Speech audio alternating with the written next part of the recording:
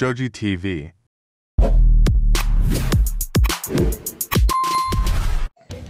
Hello mga ka-airsoft. Yan. Magandang hapon sa inyo lahat. Ang video naman natin na gagawin ngayon ay tungkol sa aking subscriber. So, sabi niya, shoutout sa iyo, Idol. Sana mapansin mo itong message ko. Idol, gawa nga po kayo ng video kung paano nyo linisin yung Glock 17 blue camo nyo. Maraming salamat po. Kasi bumili din ako niyan sa binilhan nyo. So, yun. Ang sabi niya, gawan ko daw ng video kung paano kalasin at linisin ang Glock 17 na blue camo. So, ito yun. Sabi niya, ni Sir AJ Vlog TV, gawan ko daw ng video kung paano kalasin at linisin. Siguro mayroon din daw siyang ganito. Hindi niya alam kung paano kalasin at kung paano linisin. So, yun. Ang gagawin natin. Sir AJ, panoorin mo kung paano natin kalasin itong aking Glock 17 na ito na blue camo para pwede mo rin gawin sa baril mo. So, Sir AJ, bago mo kalasin, nung una dapat meron ka nito. Ito ang panglangis natin sa baril. Silicone lube. Ang tawagin ito, silicone oil, silicone lube. Oh, yun. Silicone. Oh, yun. Like kung sinasabi at like kung pinapayo, wag niyong gagamitan ang baril nyo ng WD-40. You know? Kasi ang WD-40 ay hindi ginagamit sa mga airsoft. Pwede siya gamitin sa tunay na baril, yung bakal.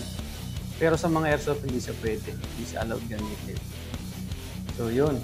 So, Sir AJ, panoorin mo. Baklasin natin to. Lalangisan. Siyempre, unang-una, tanggalin natin yung accessories. No? Itong flashlight na ito, aray, papailawin ko lang. Tanggalin muna natin kasi yan. Para hindi sagabal. Kalasin natin ang magazine. Yun. Yan. Okay na. Ang gagawin nyo, Sir AJ, kakasan nyo muna. Napakadali lang kalasin ito. 10 seconds, kaya ko itong kalasin. Windang-windang lahat. So ito. Kakasan nyo muna. Malalaman mo paano nakakasan ito. Lalabas yung pula pag nakakasan. Yan. Yun. Diba? Pag nakakasan na yan, kita mo itong kulay itim na ito. Kabilaan yan. Ito. Babatakin nyo pababa. Sabay dapat sila. Yan ha. Kalasin natin. Yan. Ayan o. Hihilahin ko pababa. Sabay. Iyon. Nahila ko na. Pagkatapos, tutulak nyo pa atras. Sabay tulak pa una. Iyon. Kita mo na. Alas na. Hilahin mong patras sabay tulak pa una. Iyon. Tapos, yan. Alas na. Tama, napakabilis na. Tapos, itong recoil spring tatanggalin. Ito yan, tatanggalin. Dahan-dahan lang. Yun. Diba? Okay. Tapos, itong outer at saka inner barrel. Yan. Tatanggal na yan. Yun. Diba? Yun.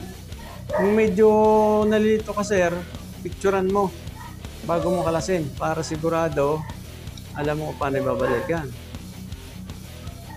Diba? Gintong-ginto.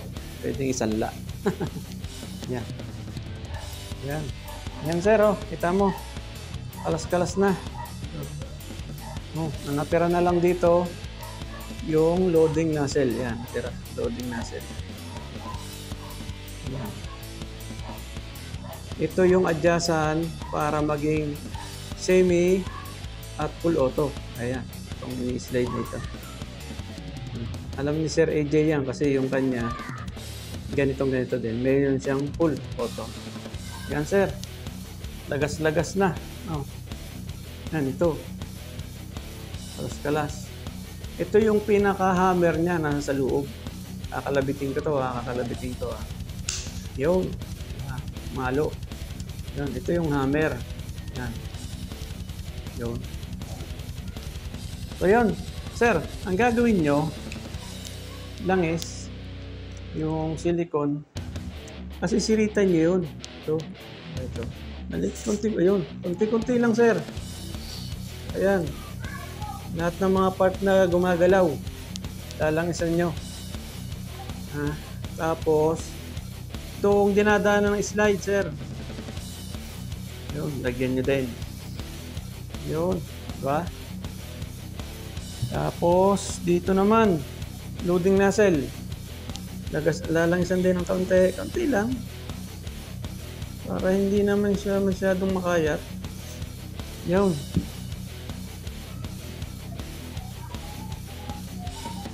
Itong, ano sir, lalangisan din. Yan. Anong tawag dito? Dito ina-adjust yung lipad ng bala. Yan. Kakaunti lang naman nilalangisan dito. Oh. Wala na, okay na. Yun. Katapos, bubuin na uli natin. Di ba?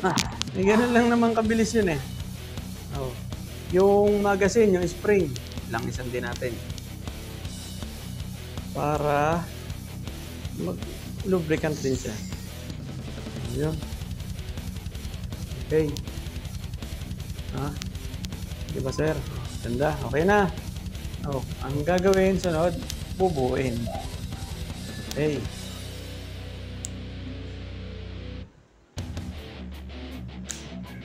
Bubuin na natin, sir. Kung ano yung huli mong kinalas, yun ulit ang unang bubuin. Ano ba yon? Inner, at saka, ito pala, inner at saka outer barrel. Babalik ko sa dati. Yan. Yan. Pagkatapos, bubuin ulit. Babalik na ulit natin. Yan. Napakabilis lang naman to. Tapos itong recoil spring, meron niyang parang ukab doon. So kailangan, tingnan mo, so may ukab din ito, dapat magtatapat siya doon. Kasi pag sala, hindi papasok.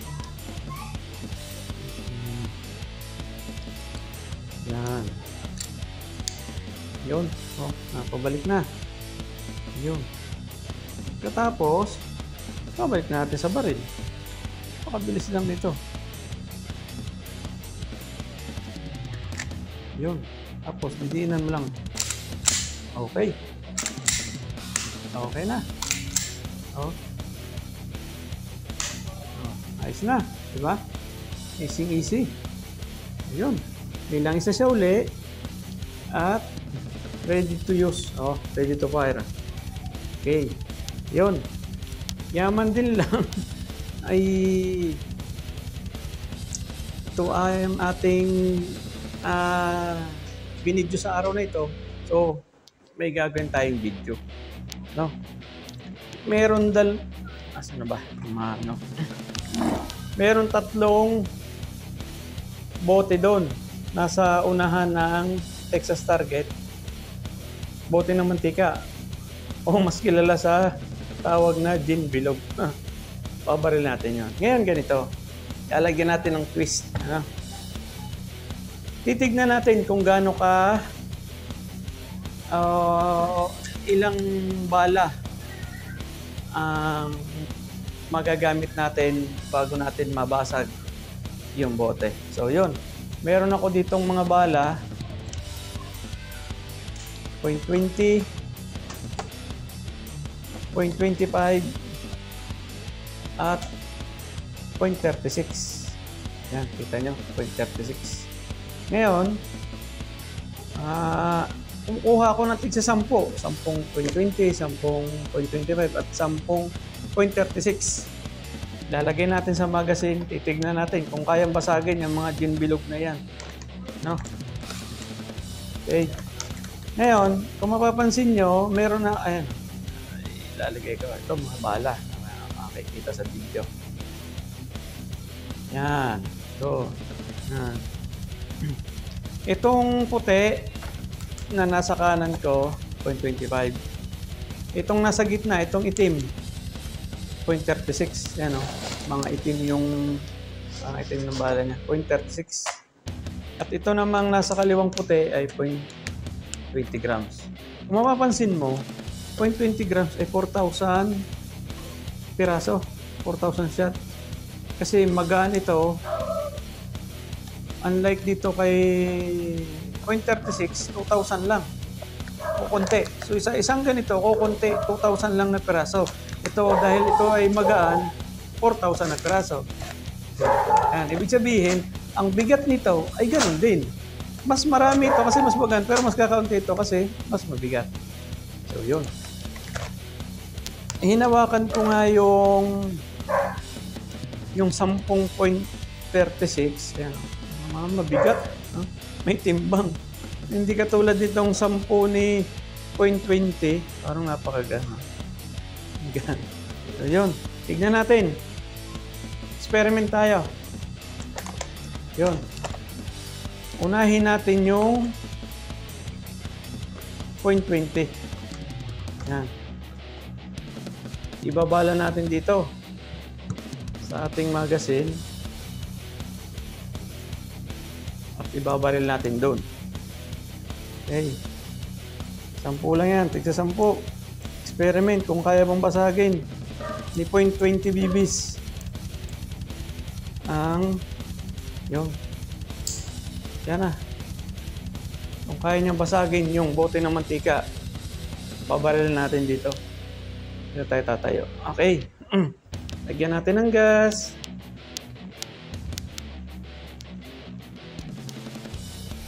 Yun. Okay.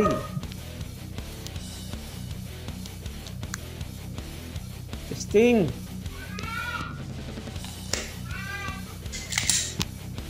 Babarilin natin mga karsop. Wait lang ha. Ano ba natin makikita? Malayo tayo sa sa target. Okay. Ilalapit ko ang ating camera. Yan. Kita ba? Muna. Yan. Okay. Dali lang ha.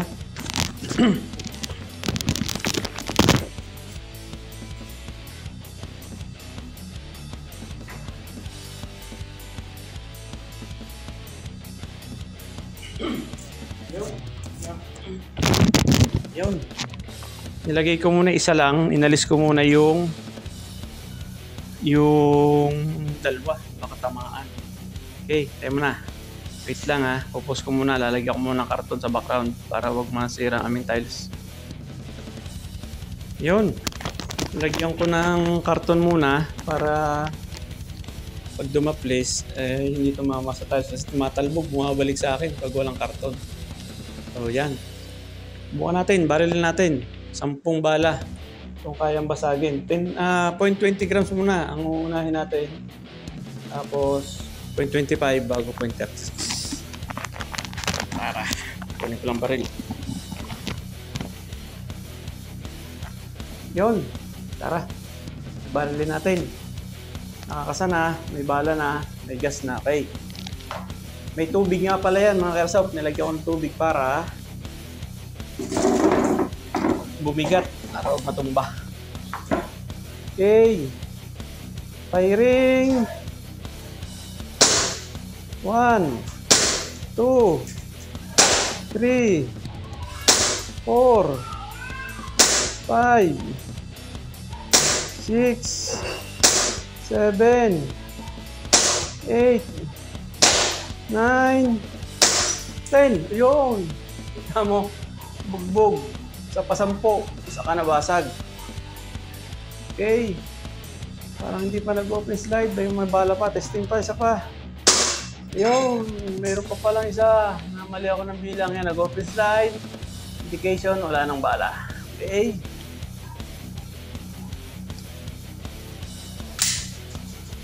Lapitan natin.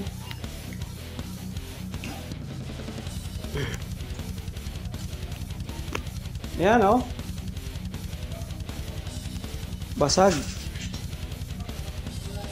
10 putok. basag. Okay, isa pa. Yung .20 naman ang babalahin natin. Ito namang isa ang ating babarilin. Okay.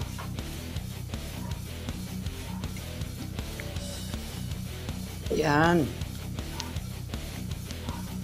Okay, saglit lang ha. Magkakarga, maglo-load na ako ng bala, 0.20 grams. Ayan. Nag-load na uli ako.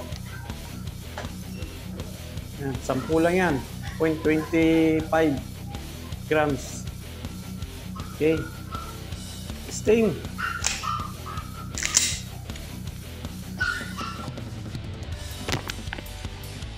.25 grams. Firing.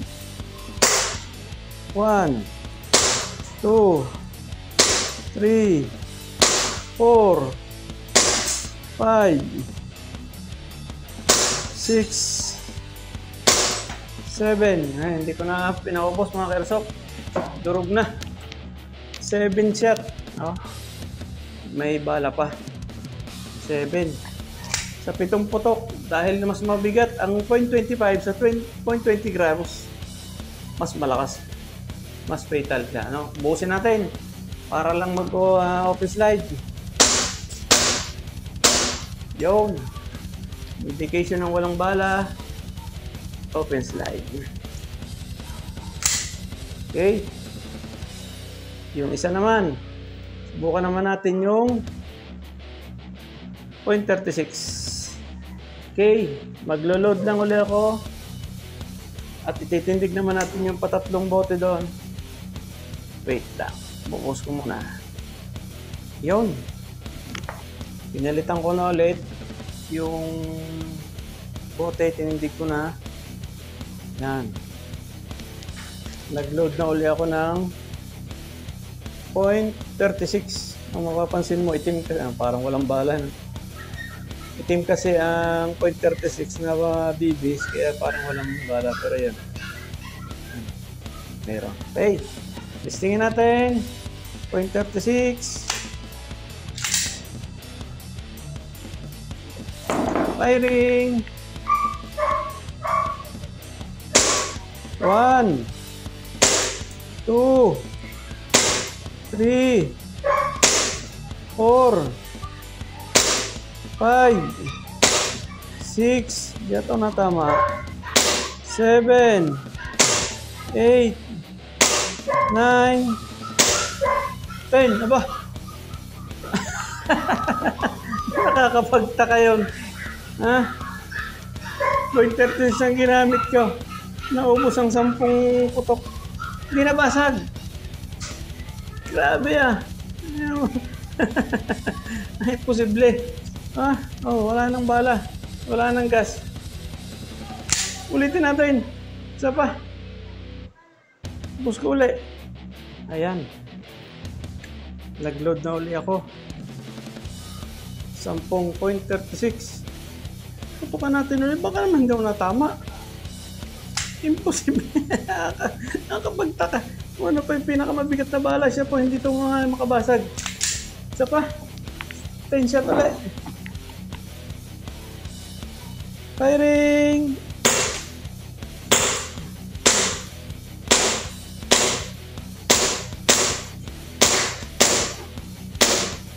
Aba!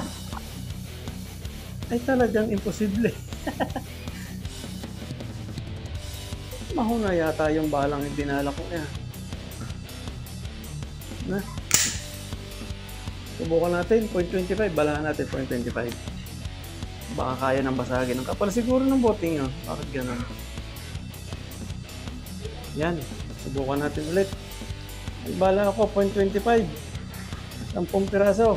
Subukan natin. Baka kaya basagin ito. Okay. 0.25. Firing.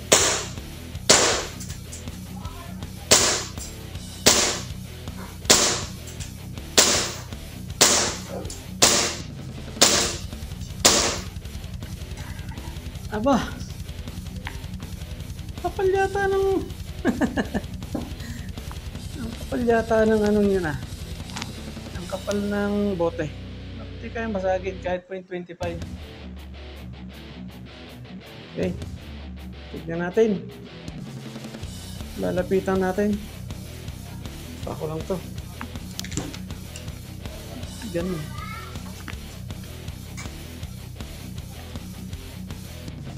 Mayroon sa bote ito. Parang ang kapal nga. Ang kapal. Tayo muna. Kahit anong kapal niyan, kaya natin basagin yan. Wait lang ha. Wait lang. Ano ba yan? Yan. Tignan ko kung hindi pa siya kayang basagin ito. Steel BBs. So yan. Subukan natin mga karesop. Steel BBs. Ang ating gagamitin ay ito. Steel BBs. Nakapal kasi ng bote eh. Ipin mo. Ang dami ko naubos na bala, hindi man lang nabasag.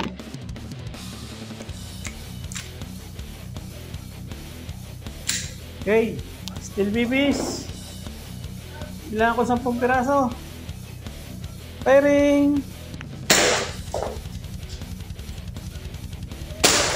Oh, yun, no? Kita mo. Unang putok, dumaplis lang. Pangalawa, basag agad. Subukan pa natin. Magtitindig uli ako ng isa pa. Steel BBs pa rin ito. Parang 2 putok pa lang ang nagagamit natin. Yun. Tinindig ko. Red Horse. Yan, oh. May steel BBs pa. Subukan natin. Baril natin yung Red Horse. Firing!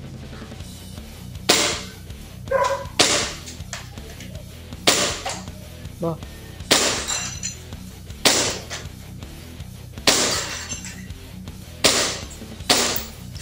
Yun. Basag. Durog na durog. Okay. Kita nyo na. Walang magawa sa steel BBs. Kahit anong kapal. Sabog. Yan. Ito. Ating ginamit. Hindi kaya eh. Sobrang kapal. Lalapitan natin.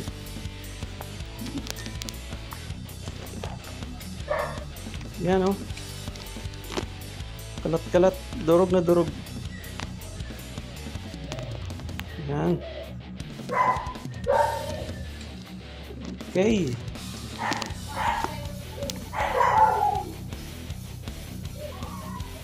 Yan. Napatsyempo siguro doon tayo sa napakatigas na bote. Kaya hindi mabasag. Pero wala siyang magawa sa steel BBs. Red Horse, basag. Ayun. So yun lang ang ating video sa araw na ito. Salamat Sir AJ Vlog TV sa iyong tanong at ginagawa ng mga ating video. Sana nakatulong ang aking video ito para matuto ka, alasin, linisin, maintenance ang iyong baril. Okay, nandito na lang. Sir AJ, shoutout sa iyo at sa lahat ng aking mga subscriber. Paalam!